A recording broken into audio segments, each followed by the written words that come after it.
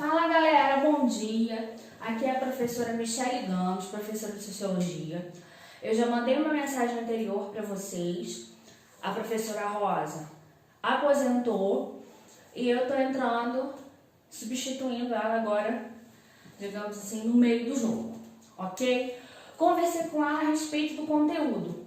Então ela me falou, que vocês iriam começar aqui, nós iríamos, eu iria começar a questão da introdução aos clássicos, ou seja, quais são, os principais sociólogos, intelectuais nessa área, tanto que desenvolveram a disciplina, quanto aqueles, em especial esses três aqui, tá? Que é o Emile Durkheim, o Karl Marx e o Max Weber, que eles são considerados clássicos, não é à toa, porque eles são, até hoje, a base de todo o pensamento sociológico, Gostando ou não deles, da postura que eles fazem, sempre um trabalho sociológico vai discutir com um deles ou com todos eles, enfim, tá? Então, nós temos Auguste Comte, francês, meados do século XIX. Ele vai ser o fundador dessa nossa disciplina.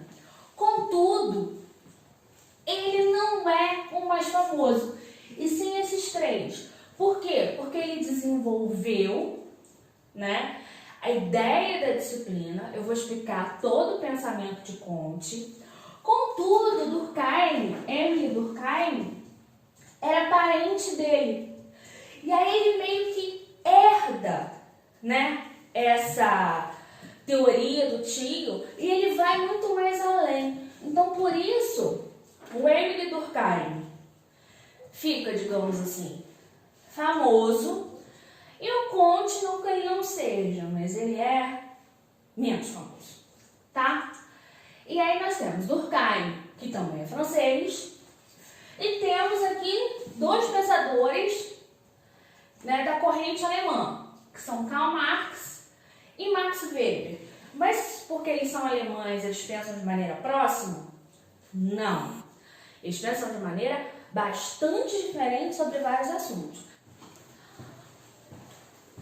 Bom, gente, nós falamos que nós temos aí, três pensadores que a gente vamos chamar de clássicos, mas esse é o cara que deu início, Auguste Comte, França, século XIX. Professora, não lembro o que é século XIX.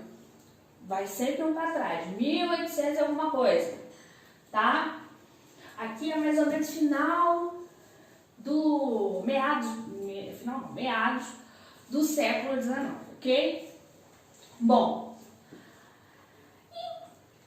você deve se fazer a seguinte pergunta: por que o cara que estava lá sossegadinho tinha que começar a pensar numa nova ciência? Primeiro a gente precisa nos localizar historicamente, tá? Isso eu vou fazer rapidinho, porque a Rosa eu tenho certeza que já fez com vocês. No século XVIII, ou seja, 1700 e pouco, na verdade finalzinho do século XVIII, nós temos duas grandes revoluções: Revolução Industrial e Revolução Francesa, ok? A Revolução Industrial ela vai mudar o quê? O modo como se produz as mercadorias, Vai mudar as relações de trabalho, Eu vou criar a figura do trabalho assalariado. Eu vou mudar o modo como eu produzo as coisas. E a Revolução Francesa, ela vai ter uma mudança política no mundo, Uma nova, no mundo, e vamos botar aí entre aspas, Europa. Um novo modo de pensar. Eu agora considero que, a ciência é separada da religião. Eu considero que os indivíduos são portadores de direitos, Principalmente da questão da garantia da vida e da liberdade, ok? E da propriedade privada. uma terceira coisa, tá? Então, essas mudanças que aconteceram no final do século XVIII no continente europeu, foi finalzinho mesmo, elas vão repercutir durante o século XIX, né? Ou seja, as pessoas vão ver uma mudança na sua vida, uma mudança significativa. Só que ciências que eu tinha até o momento, que ciência eu tinha? Eu tinha matemática, eu tinha filosofia, eu tinha, né, as gramáticas lá, dessa parte de linguagem, né? Eu tinha física, né? Não desenvolvida como eu tenho hoje, mas eu já tinha física, né? A questão da própria biologia. Então, pensa aqui comigo. Nenhuma dessas ciências que eu citei, já tinha história também, mas nenhuma dessas ciências ela vai explicar não só as causas, né, e analisar essas causas, como também as consequências daquele momento, né, como aquilo vai repercutir na sociedade.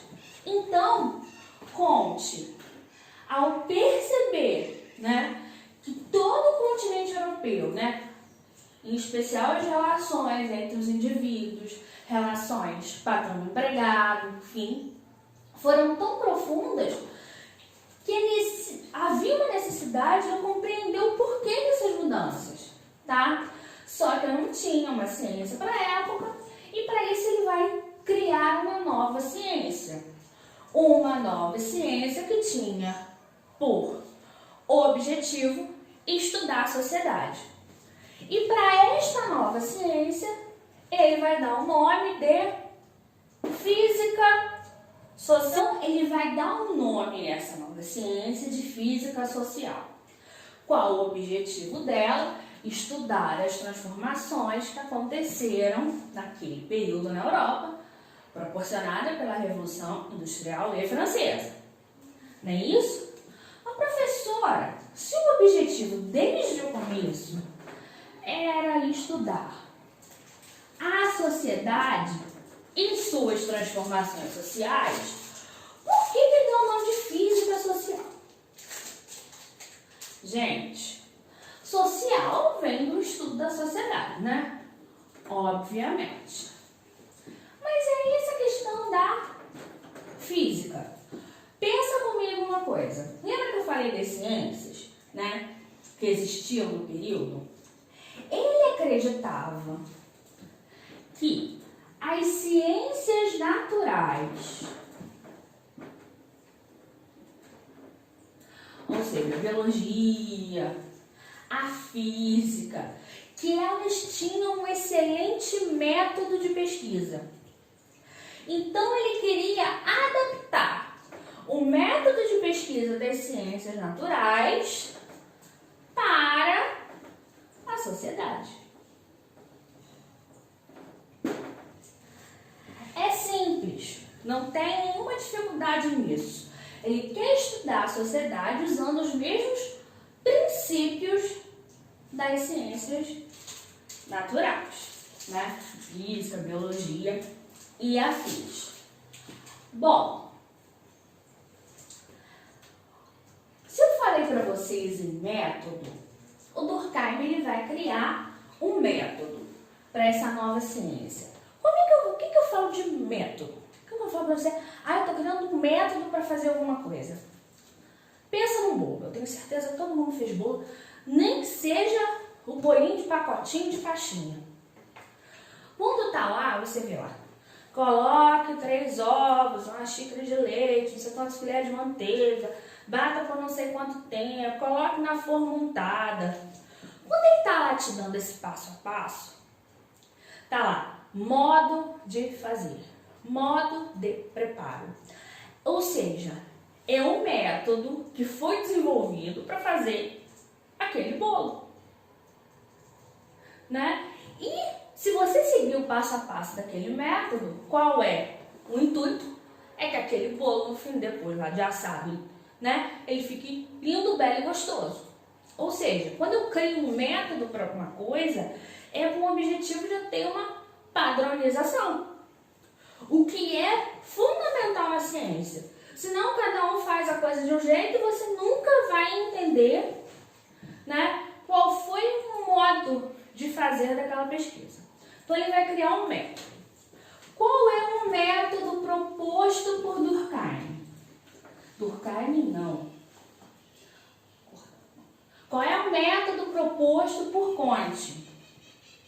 É o positivismo. Tá? Então, o positivismo é pensar numa coisa feliz, positiva? Não. Quando eu falo em positivismo, nós vamos colocar aqui, né, essa questão de estudar a sociedade, né?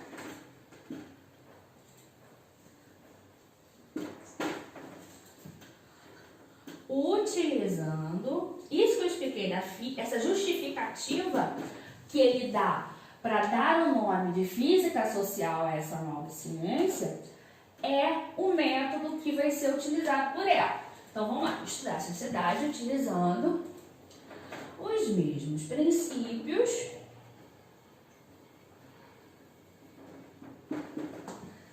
das ciências naturais.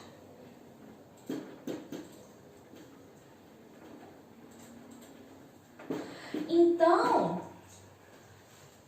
esse método positivista, ele vai trabalhar muito com pesquisa estatística, analisar percentuais de determinado fato, né? Como aquilo afeta as pessoas. Mas, por exemplo, vamos colocar que a gente tem um problema que é o desemprego, tá? Uma pesquisa, né, que leve aqui a sério o positivismo, eu vou querer saber o universo de desempregados. Quais são os problemas por quais esses desempregados estão passando? Qual a forma que eles estão fazendo para se recolocarem no mercado de trabalho? Então, tudo isso, né? E aí, por exemplo, o que ele está fazendo para se recolocar no mercado de trabalho? Sei lá, curso de atualização e não sei o quê. Ah, ele voltou a estudar. Ah, ele está esperando a situação melhorar. E nisso eu vou colocando o percentual de tudo isso.